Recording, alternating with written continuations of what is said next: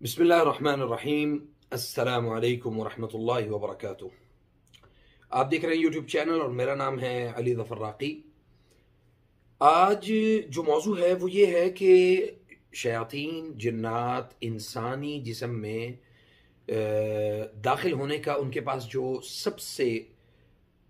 یعنی جنات اور شیاطین کے پاس جو سب سے مناسب موقع ہوتا ہے وہ کون سا ہوتا ہے؟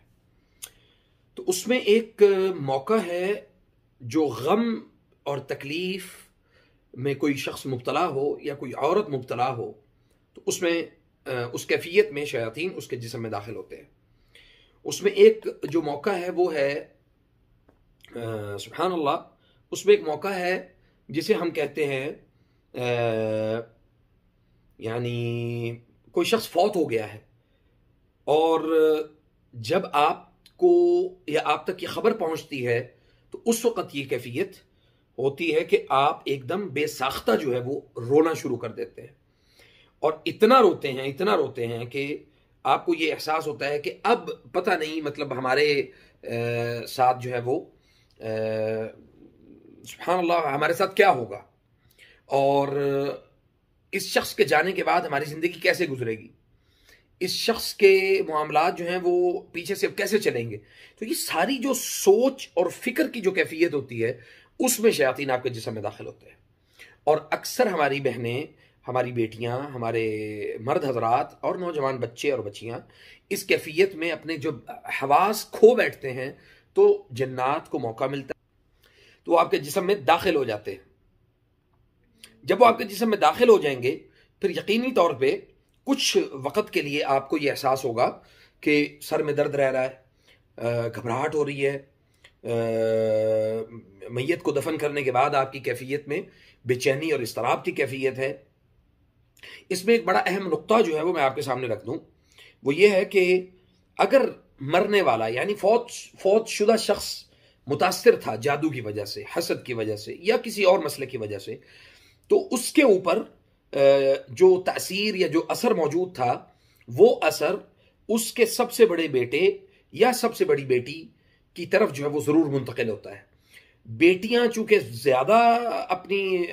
ان کے ساتھ اپنی ماؤں کے ساتھ اٹیچ ہوتی ہیں تو بیٹیوں کے ساتھ یہ جو اٹیچمنٹ ہے وہ بہت زیادہ ہو جاتی ہے۔ اب جب یہ سارے معاملات ہو رہے ہوں گے تو آپ کو اس سے بچنا کیسے ہے؟ دیکھیں قرآن کریم میں اللہ تعالیٰ نے فرمایا ہے کہ لا تحزن ان اللہ معنا، کہ تو غم نہ کر۔ نبی صلی اللہ علیہ وسلم نے حضرت ابوبکر کو کہا تھا کہ لا تحزن ان اللہ معنا، کہ ابوبکر تو غم نہ کر، اللہ ہمارے ساتھ ہے۔ نمبر ایک۔ نمبر دو، نبی صلی اللہ علیہ وسلم نے فرمایا کہ یہ دعا کثرت سے پڑھنی چاہیے، انا للہ و انا الیہ راجعون، اور اسی طرح جیسے قرآن کریم میں اللہ تعالیٰ نے فرمایا کہ جب ان کے اوپر کوئی مصیبت آتی ہے تو کیا کہتے ہیں؟ قالوا انا للہ و انا الیہ راجعون اولئک علیہم صلوات من ربہم ورحمہ۔ تو غم میں اپنے اوپر کنٹرول کرنا یہ بہت ضروری ہے، اور دوسرا رونا یہ فطری ہے، ایک انسان کو رونا آ جاتا ہے، غم میں مبتلا ہو جاتا ہے، کیفیت تبدیل ہوتی ہے ضرور جسمانی ذہنی، لیکن اس میں اپنے حواس کو قائم رکھنا یہ بہت زیادہ ضروری ہے۔ تو اس لیے ایسی کیفیت میں اگر کوئی ایسا شخص مبتلا ہو جائے تو اس کو فوری طور پہ اس کا جو علاج ہے وہ کیا ہے کہ اس کو 3 صورتیں فوری طور پہ اس کو جو ہے نا وہ پڑھائی جائیں یا سنائی جائیں یا وہ پانی پہ دم کر کے وہ پانی اس کو پلایا جائے۔ نمبر 1 سورۃ البقرہ، نمبر 2 سورۃ دخان، نمبر 3 سورۃ الرحمن۔ یہ 3 صورتیں لازمی طور پہ اس کی زندگی کا حصہ بنا دیں وقتی طور پہ، چونکہ جب اس کے اوپر یہ کیفیت طاری ہوئی ہے تو وہ ابھی بالکل سٹارٹ ہے، تو جیسے ہی وہ سٹارٹ اپ کو آپ وہیں پہ اس کو روک دیں گے، اس تاثیر کو روک دیں گے، تو اللہ کی فضل سے انشاءاللہ یہ سارا جو معاملہ ہے یہ بفضل اللہ تعالی یہ ختم ہو جائے گا۔ تو اللہ تعالیٰ سے دعا کیا کریں کہ یا رب ایسی کیفیت میں ہمیں ثابت قدم رہنے کی توفیق دے، اور ہماری زبان پہ تیرا ذکر رہے، لا الہ الا اللہ رہے، اور اسی طرح اللہ تعالیٰ کی خوشنودی حاصل کرنے کے لیے جو بھی مناسب اور حلال جو طریقے ہیں ان کو اختیار کیا جائے۔ اللہ تعالیٰ ہمیں سمجھنے کی توفیق دے۔ والسلام علیکم ورحمۃ اللہ وبرکاتہ۔